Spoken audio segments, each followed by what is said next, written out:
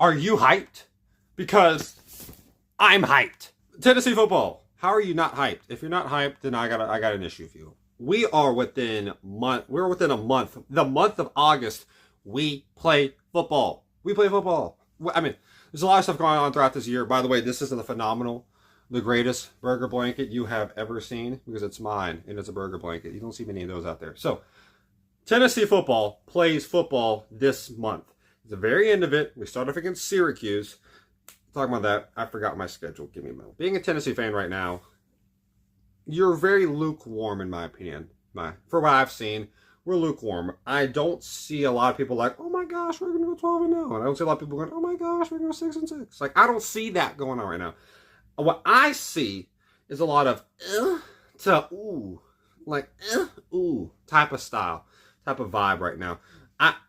I look at the schedule. I don't really see a lot of 10 wins. I don't see a lot of 7 wins. It's somewhere in between. And it's a weird part. Either we could break good and be 10 wins, or we could break bad and be 7 wins. Which, if you said that 10 years ago, your worst record would be 7 wins, we'd be half the people would be in church because of that. So, hey man, Heupel's done some wonderful things. If anyone ever complains about Heupel, I don't know what you do. You just tell him to find Jesus. I don't know what you do. You can't help him at that point. But a lot of controversies throughout the offseason. Main one, Nico Imaliava. That one I cared about. I think Aguilar will be pretty fine. His highlights actually look pretty solid so far. From what I've seen, like in the App State, he got to cut down his turnovers, but he has shown some very promising signs. And then you got Boo Carter's big situation. I think he's more important to the team than Nico is. But overall, I'd say Boo Carter looks like he's going to play. And he's not like Nico's situation where he's from California. Boo Carter lives in Tennessee. He's from 30 minutes away from where I'm at. My brother went to the same high school he did. And that's Chattanooga. He went to Bradley and CCS. So, if you know those schools, it's in the south part of Tennessee. It's an hour and a half away at most to Knoxville. So, it's not like his family's far out, and that's why he could be leaving. No, it's just discipline issues. It looks like he's back on the field, and looks like he'll be playing. I'm very hyped about that. Him and Javon McCoy will be very good for us. Big questions heading to this year, by far, in my opinion. Quarterback, will he be good? I like McIntyre. Merklinger, I think, is fine. If something goes bad, I want McIntyre to play. But Aguilar, you have a chance to be a folk hero. You're already starting off a good foot. You're kind of playing with house money in a little bit of a way because you're not supposed to be here. You're not supposed to be in this situation. A perfect storm came up for you, and you're taking advantage. Smart move. Do it. And do good. Be great. Why not? If you make a playoff run with this type of team, great. If you can win at Florida, Bama, or at home against Georgia, you will be talked about centuries from now, because that's how important those wins are against us and how far in between we've had them, especially on the road. So, we've not beat Georgia since 2016. We've not beat Bama on the road since 2003, and Florida since 2003. Wouldn't that have been a great year? I wasn't born until 4 years after that. So, I've never seen that happen. I'm going down to the Alabama game this year. I'm hyped about that. But this offensive line of ours, got to figure out that question. We are missing some guys on the receiver front. But I like Mike Matthews a lot. We got to see the other guys perform well. And then main thing, one of the main things is Dylan Sampson. Him not being there is huge, because he was that guy last year. He is the SEC Player of the Year for a reason.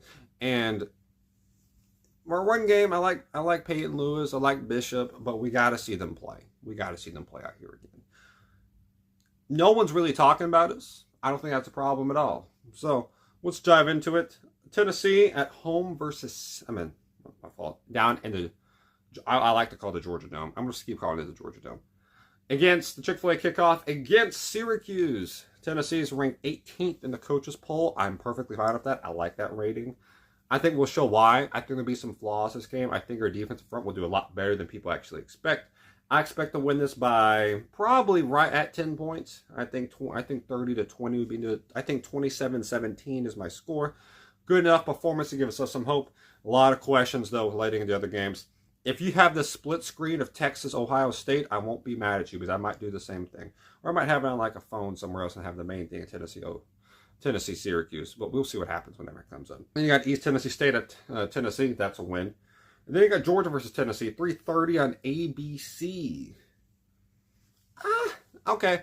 I have mixed feelings. We've not beat Georgia since 2016. Kirby Smart, I feel like, ever since his first year being at Georgia, which he lost against us, has had a desired hatred for our team because he balls out ridiculously against us and does not do that consistently for every other team. Even Florida, they don't do that with. Why? Why? Why do you hate us? Why? We didn't hurt you. We didn't. You sucked that year anyway. You also Georgia Tech that year anyway, so don't complain about us. You sucked. But we get them early. Probably means half their guys will be in jail, and knowing Georgia's bond money, they probably can get them out immediately. So they might be playing, they might not be. I don't know exactly, but we'll see what happens. Mixed feelings, really. Gunnar Stockton, we don't know how great he's going to be. They start off the year against Marshall and Austin Peay, both at home. He's not had to play a great team at a tough environment yet. He's going to have to this year, and he's going to do it against Neyland Stadium. That's a really rough environment to kick off your main road abilities against. I mixed feelings about this. I think their rush defense will be very good. I think their defense is very good this year. This game could be lower scoring. The more lower scoring I think it is, the better it'll benefit us. I give Georgia the dub here, but if it's close in the fourth quarter, you never know. Big player. I think we got playmakers on the defensive side, and who knows if Aguilar can make a big play or someone else can. I think this could be closer, but I do give the edge to Georgia. They've done it more than we have, and they have a historical edge on us. Next up, we got Tennessee versus UAB. We're going to beat UAB. We have a very easy out-of-conference schedule. We have the ACC matchup, and after that, it's really nothing else. But it's kind of spread out throughout the year. It's not like Texas is, which is Ohio State and then 3 cupcakes, which I really don't think helps your team. Like, you play the toughest team you could possibly get on the road, and then the easiest teams after that. And then you're packed the SEC play. I don't think that helps you. I think it's a lot better to mix it up. If Texas wins, great. It's an easy 4-0. But are you going to be battle-tested for teams like Florida coming at you? I don't think so. But neither here or there. Then we got Tennessee on the road at Mississippi State. First real road game of the year, like full-on road game. Mississippi State sucks. I don't think it's going to change much. I got Tennessee winning. Not a lot to say about that. They could do minor improvements. I think Mississippi State showed some ability offensively last year, but they were dead last in like every stat defensively last year in the SEC, which is really impressive. But yeah, they were horrific. And then we got Tennessee versus Arkansas. Arkansas at Tennessee, coming off a bye. Arkansas has a very tough schedule this year, especially after what happened last year. Taylor Green does not play great on the road, and Arkansas overall plays horrific on the road. So I really do believe we're going to win this game, and I just don't see Taylor Green doing much good. I really just don't. He doesn't pop off in a great way. He makes some really good plays, but he makes some really big mistakes. I think the mistakes will show, and I think Sam Pittman's going to be hitting the can this year. He's a great guy. He embodies Arkansas Razorback football, which is a bunch of L's. So heading to this game, the third Saturday of October, you already know what that means. Tennessee at Alabama. I will be at this game. I'll also be up at the Georgia game too, but this one's a bit different. I've never been on a road environment to any college football stadium, and I'm picking Bryant-Denny. Why do I do this to myself? I don't know. But Tennessee at Alabama. Okay. I think this game will be a lot closer than it should be. I think Bama is the better team, but I think Kalen DeBoer, you look at the past 3 years, right? Since Heupel has came to the team, heading in the half of every game, we've either been leading or only down by a touchdown. We've been either leading by double digits or only down by a touchdown. Even the year they had Bryce Young, both years, it was still very close. So how does a team like Kalen DeBoer react to that? We saw it happen last year. They self-destructed mentally, physically, and they don't even know who their full quarterback is. We're hearing talks today about Ty Simpson might not even be their full guy. I think Austin Mack's the backup. He might be playing. Ty Simpson didn't pop off. He didn't show better to be better than Milroe. Why do I think he's going to be good? I don't think he's going to be that good. I really don't believe he's going to be great. What I'm worried about is Justice Haynes and Jam Miller. That's what I'm worried about. And Ryan Williams, McCoy locked him up last year.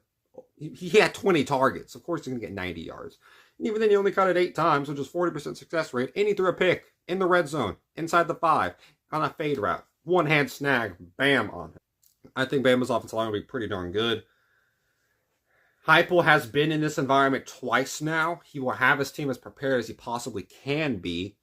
I think Bama might be undefeated heading into this point. They have their toughest game of the year, or one of the toughest games of the year, early on against Georgia, at Georgia. That's going to be rocking like crazy, that game.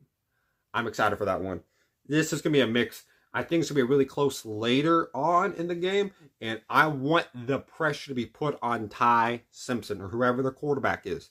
This is a big rivalry. I don't people understand how big the rivalry. It's not like Auburn, Alabama, but the rivalry here is pure hate. It's the idea of going to church the next day and understanding that the guy wearing an orange across you just beats you and you have to hear about it, or the guy wearing crimson across from you beats you and you have to hear about it for next year. I've experienced both, mainly the red winning, but it's a change of times. Let's see what happens. Change of tide, some may say. I really don't know. I'm going to give the edge the Bama, because it's at home, but it comes down to one or two plays, and historically in this rivalry, one or two plays has usually gone in the home team's favor, and that's why I'm going with Alabama. I don't like that. I really think it's going Tennessee's way, but historically in the rivalry, whoever's at home usually gets the big break in a close game. I think that'll happen here too. Tennessee at Kentucky. Mark Stoops might be getting let go this year. I think Mark Stoops is a good coach. Kentucky's a tough place to consistently recruit from. And the primary focus right now, especially with Mark Pope being there for basketball, is basketball. So they're probably going to focus on basketball with their money-wise.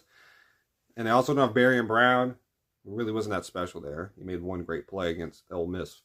Funny streak route that go route that he ran, and it worked. That would be funny. But yeah, I think we're going to win this game.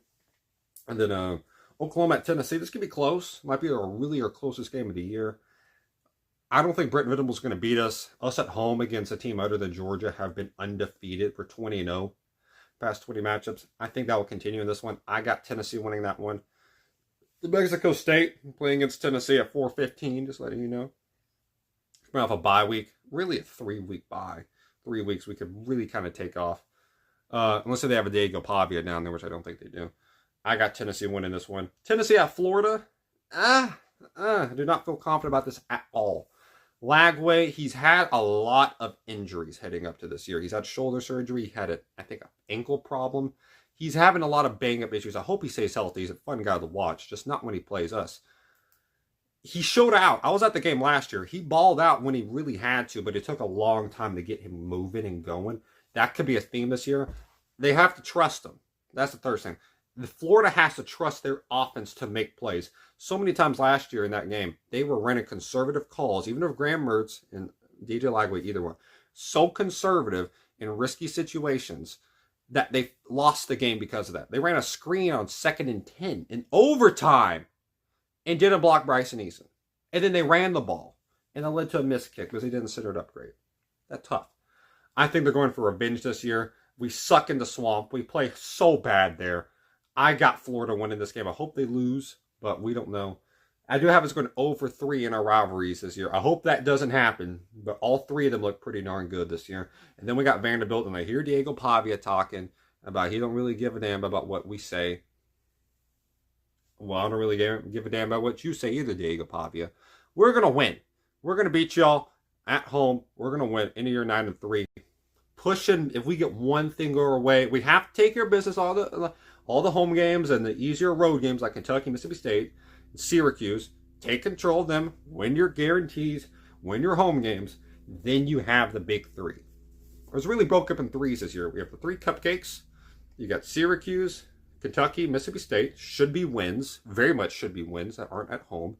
Then you got Oklahoma, Arkansas, and Vandy. Those are your home big. Those are your medium home games. Win those three. Very possible. And then you have to beat Georgia, Bama, or Florida.